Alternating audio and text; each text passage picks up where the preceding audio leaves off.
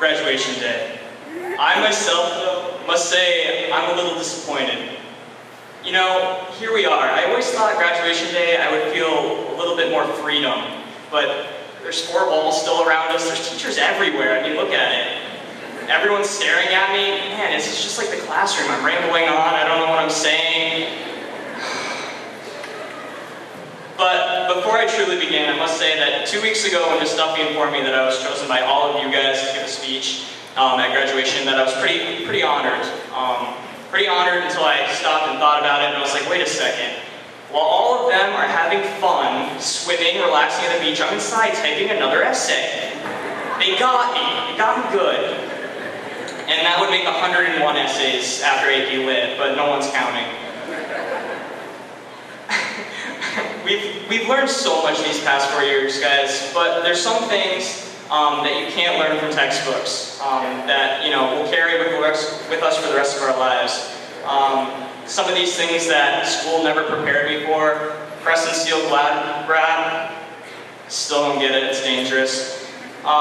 Simple math, sorry, math department, you tried your best, I was a failure. And putting this robe on today, I'm not sure the hat says one size fits all, they lied. But I have a few students that I really want to thank. And what I did is I put this list in reverse alphabetical order, and I'll start with Joel Wood. I think that's enough for today. I don't want to bore you guys. The people who do truly deserve a thank you, though, folks, are the people who are sitting out here in the crowd. You know, family members, friends, staff, teachers, everybody. Without them, we really wouldn't be here today. It's true. You know, when they stayed up with us when we were in elementary school, memorizing multiplication tables so we could get 100 on a quiz, it's priceless. And even though we came home senior year with derivatives and integrals and they couldn't help us because they never made a chart like that, we still love you guys. And to my fellow graduating students, I have a few parting words for all of you as we go our separate ways. I'm sure we've all heard from various bitter individuals who lost their youth long, long ago. We don't have to worry about it, though. We're going to stay young forever. That once we leave high school, that's when we enter the real world. Having not been an expert on the real world myself, I researched it briefly watching old MTV reruns from the late 90s. I've discovered that the real world is a reality sitcom depicting issues of contemporary young adulthood that usually focuses on immature or irresponsible behavior. Sorry, that was from Wikipedia. While that may sound horrible to many of you in the audience today, it's also the textbook definition for the expected experiences in college. Yeah. Wikipedia too. Plus, it could always be worse. I mean, let us be thankful that it's just the real world and not the Jersey Shore. In all seriousness, again, I promise, our graduating class of 2012 could not be any more talented in such a variety of ways, like Spencer said. You know, whether it be the multiple state championships that we won this year, just like girls track and field, I mean, there's a ton more, but the most recent, or the Harvard team receiving an award in Boston, or the academic competitiveness that exists, or the simple fact of how incredibly good-looking we all are.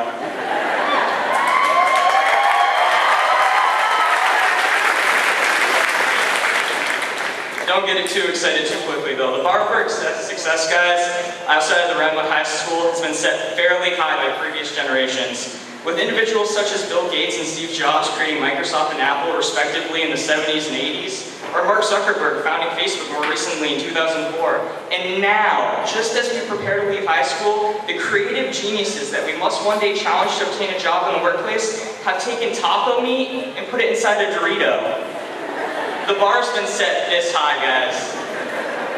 I think we can beat them. This, my fellow graduates, would typically be the time in which I present you with a quote by an influential figure that is overused and cliche, and that honestly few grasp the relevance to such an occasion. Spencer's mom gave me quite a few. Yet, I won't. Instead, I will tell you that I'm proud of each and every one of us. We've not only graduated high school, but we've also accomplished our own feats and met our own individual goals during these 4 years of Beekmantown, and we've all been around to support one another along the way. There aren't many support nets like that once you get out of high school. Treasure your remaining time with one another. Follow not in someone else's footsteps, but your own. And do what you enjoy in life. In the end, I'm confident that we'll all turn out just fine. I hope. Congratulations, Beekmantown Class of 2012. We sure do grow fast.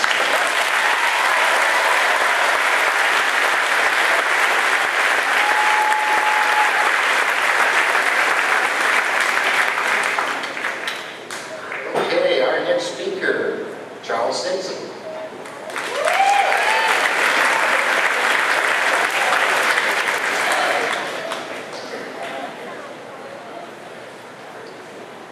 This is not the speech you're looking for.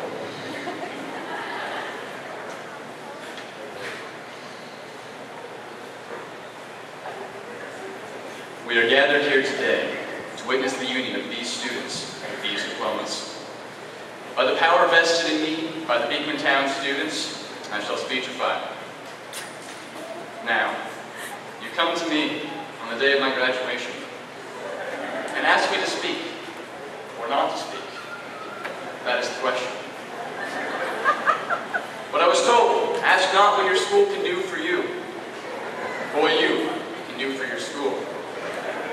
So I decided I either will or will not. There is no try to make this speech good.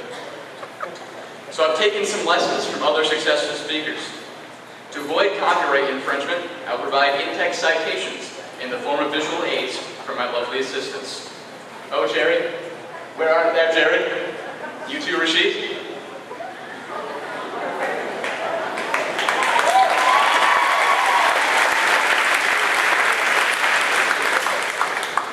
I shall call you Squishy, and you shall be my Squishy. Some of you out there, including some of the counselors that had no idea what kind of speech I was going to give, may be thinking to yourself, this is madness. Well, allow me to inform you, this is Beekmantown.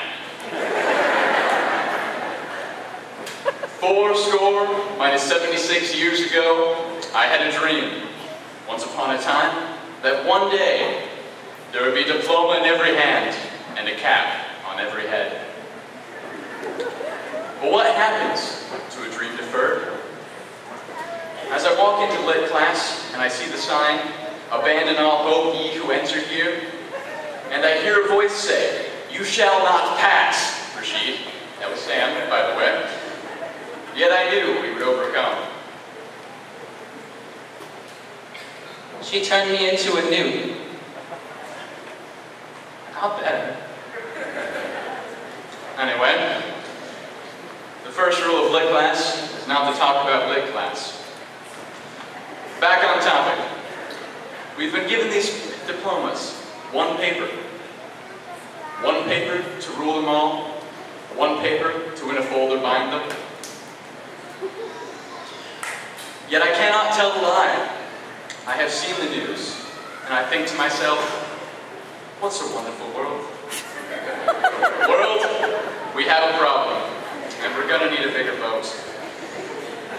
But I hold these truths to be self-evident. It's just a flesh wound, and life is like a box of chocolates.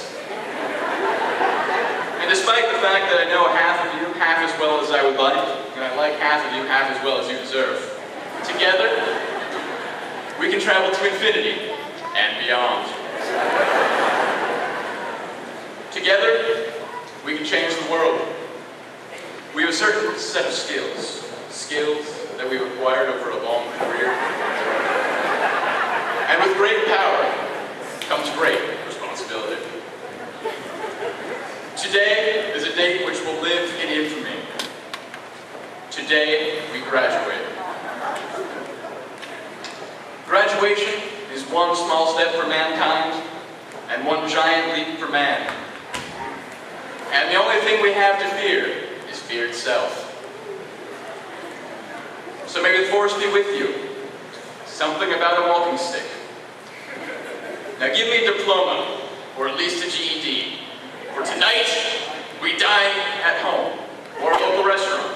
But tomorrow, or relatively soon, we dine at college, or at home, or as part of the workforce, or as part of the military. made it through the wilderness. We tore down that wall, Mr. Gorbachev. Live long and prosper all. I am not a student.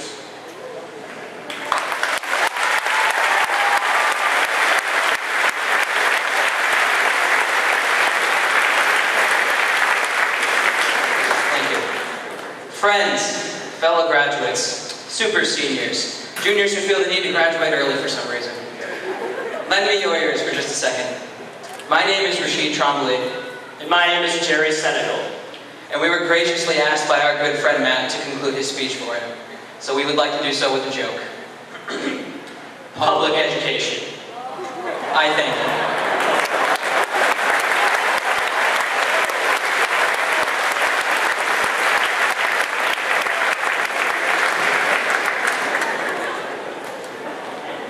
Thank you, trio. Our final student speaker this evening is Stephanie Kluge.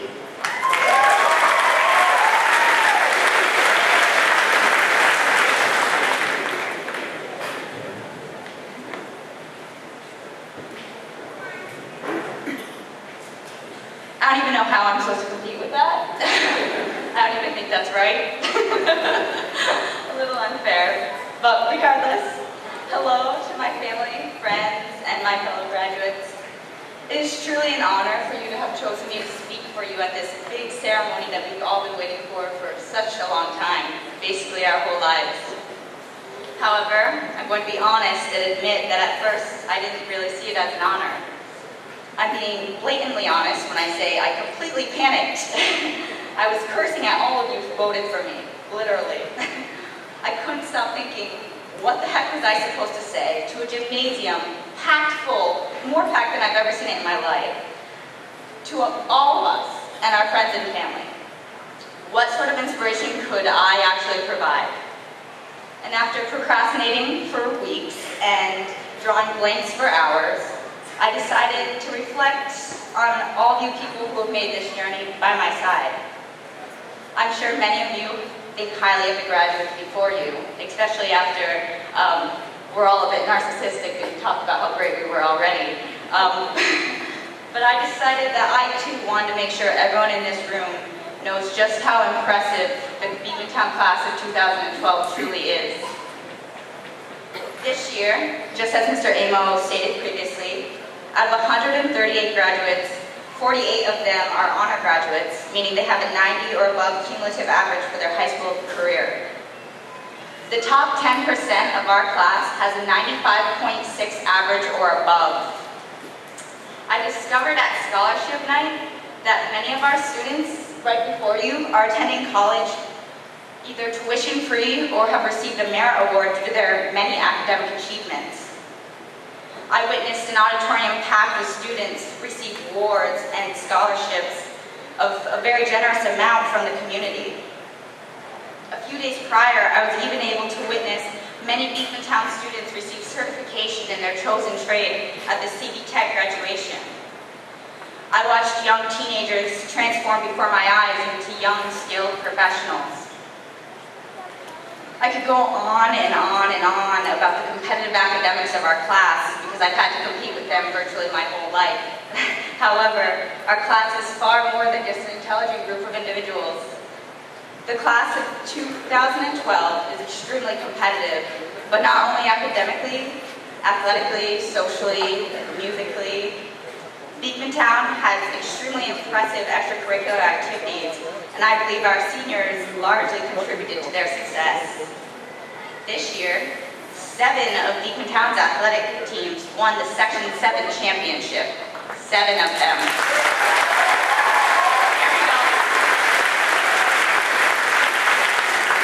Many others made it to the final round, including the girls' basketball team, which was the first time in a while, and I was very proud of them.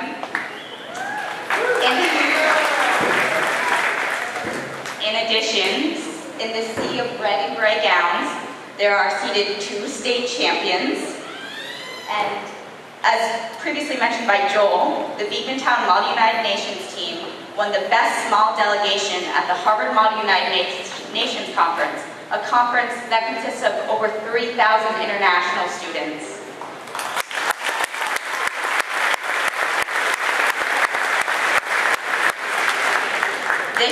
like every other year, I was awed by the Beekmantown Drama Club, which always puts on a fantastic show. The band and chorus performed terrifically at all of our concerts, and many of our acts at the variety show, especially the senior ones, rendered me speechless. Our seniors not only merely participated in these activities, but they served as role models and leaders for all the underclassmen.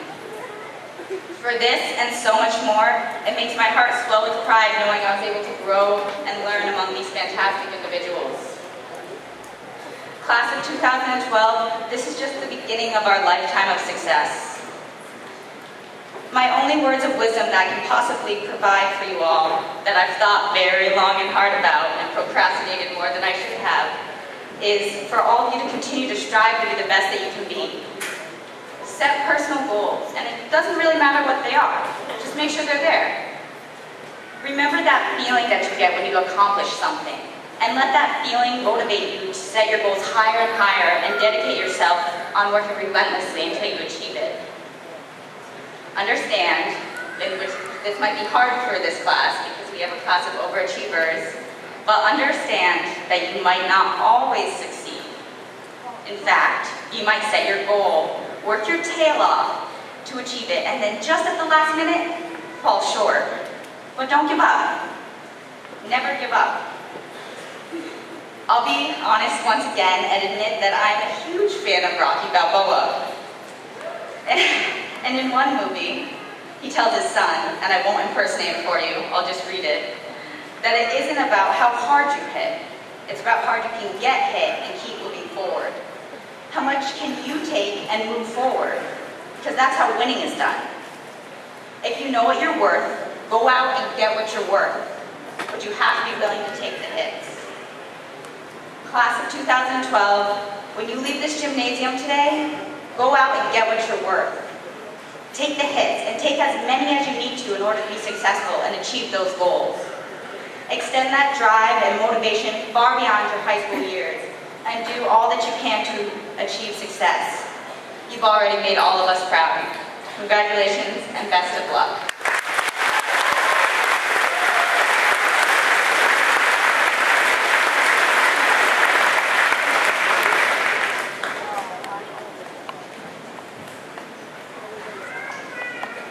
How about another round of applause for our student speakers?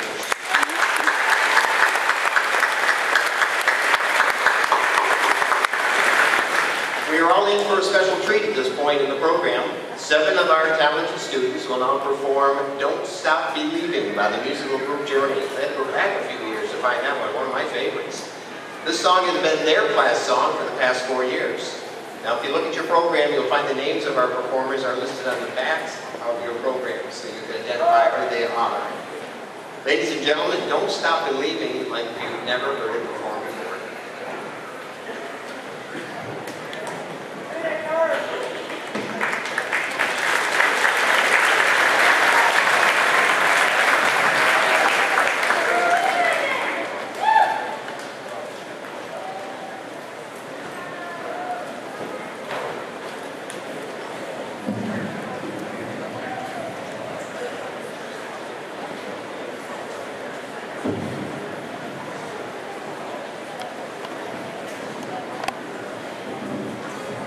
Let's have a little fun tonight, shall we?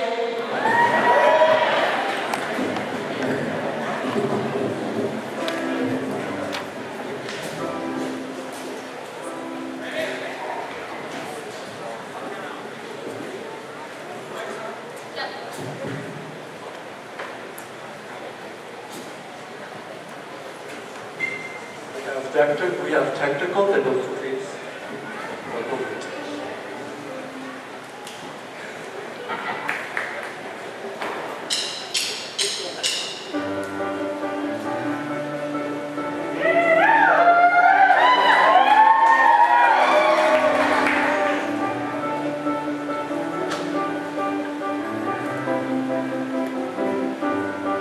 Just a small town girl living in a lonely world. She took the midnight train going back.